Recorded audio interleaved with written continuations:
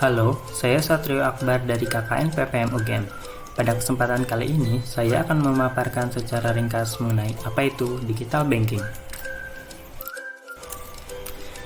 Layanan perbankan digital adalah layanan perbankan elektronik yang dikembangkan dengan mengoptimalkan pemanfaatan data nasabah dalam rangka melayani nasabah secara lebih cepat, mudah, dan sesuai dengan kebutuhan, serta dapat dilakukan secara mandiri sepenuhnya oleh nasabah dengan memperhatikan aspek pengamanan.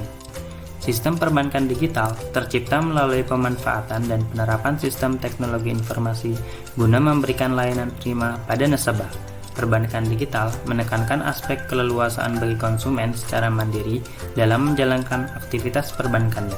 Pengoptimalan sistem perbankan ini dapat memberikan kemudahan bagi masyarakat dalam mendapatkan layanan perbankan yang lebih cepat, mudah, tepat, dan aman. Perbankan digital merupakan pengembangan dari sistem perbankan konvensional dengan mengkolaborasikan antara kemajuan infrastruktur perbankan dan penerapan teknologi informasi. Penerapan tersebut bertujuan agar pelayanan perbankan konvensional dapat menjangkau lapisan masyarakat yang lebih luas tanpa mengurangi kualitas layanan. Artinya, layanan perbankan digital diharapkan dapat memberikan output yang sama dengan pelayanan bank konvensional, namun dengan cara yang lebih mudah.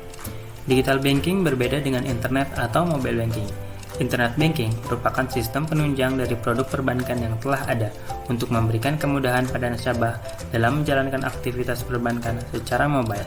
Fitur atau kegunaan dari internet banking ini biasanya hanya terbatas pada pengecekan saldo, pembayaran, dan transfer.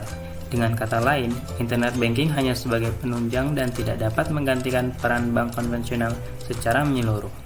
Sementara, digital banking merupakan sistem perbankan yang dibangun secara mandiri dengan konsep pengoptimalan sistem informasi dan didesain untuk memberikan pelayanan penuh pada masyarakat secara daring.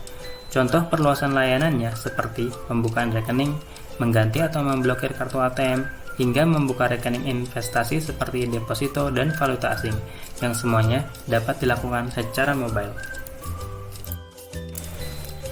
Jadi, pada prinsipnya, semua aktivitas perbankan konvensional dioptimalkan dan diubah menjadi pelayanan daring yang bisa dilakukan kapanpun dan dimanapun. Kegiatan perbankan pun terjamin aman karena meskipun semua dilakukan secara daring, perbankan digital tetap diawasi otoritas jasa keuangan.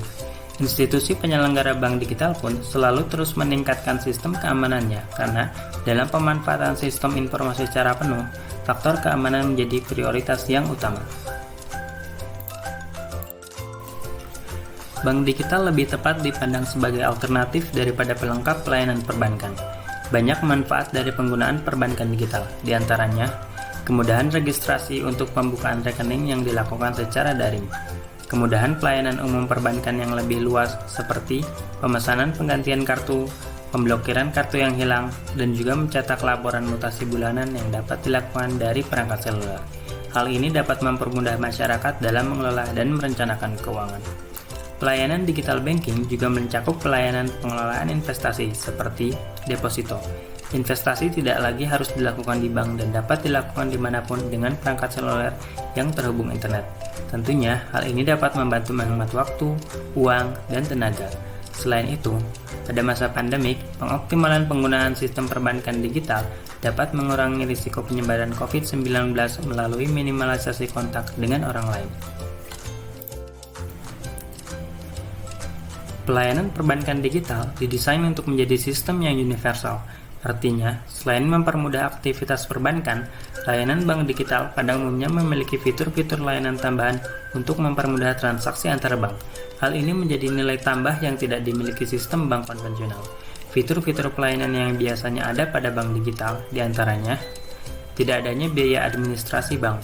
Untuk hal ini, secara bertahap, bank mulai menerapkan biaya untuk optimalisasi dan perawatan sistem. Kedua, penggunaan mesin ATM sebagai mesin yang universal dengan menghapus biaya penggunaan jaringan ATM antar bank. Ketiga, pembebasan biaya transfer beda bank untuk mempermudah transaksi antar bank yang berbeda. Pada beberapa produk, bank digital menyediakan layanan kemudahan transaksi di luar negeri dengan integrasi jaringan perbankan global untuk transaksi langsung maupun melalui jaringan internet. Sebagai biaya atas layanan yang diberikan, biasanya bank memberlakukan kebijakan saldo minimum rata-rata per bulan untuk memberikan layanan penuh. dan juga ada kuota atau batas tertentu untuk suatu transaksi. Batas saldo minimum tersebut juga biasanya tidak memberatkan guna mendorong masyarakat untuk menggunakan produk perbankan digital. Contoh-contoh produk perbankan digital yang beroperasi di Indonesia diantaranya Genius yang dibentuk Bank Tabungan Pensiunan Nasional. Produk perbankan digital ini menjadi pelopor sistem perbankan digital di Indonesia yang mulai beroperasi pada tahun 2016. Selain itu, produk bank digital lain yang beroperasi di Indonesia diantaranya Digibank dari DBS, TMRW dari UOB, Permatami, Nyala dari OCBC, dan juga Woke dari Bank Bukopin. Sekian pemaparan dari saya, semoga apa yang disampaikan dapat bermanfaat. Terima kasih.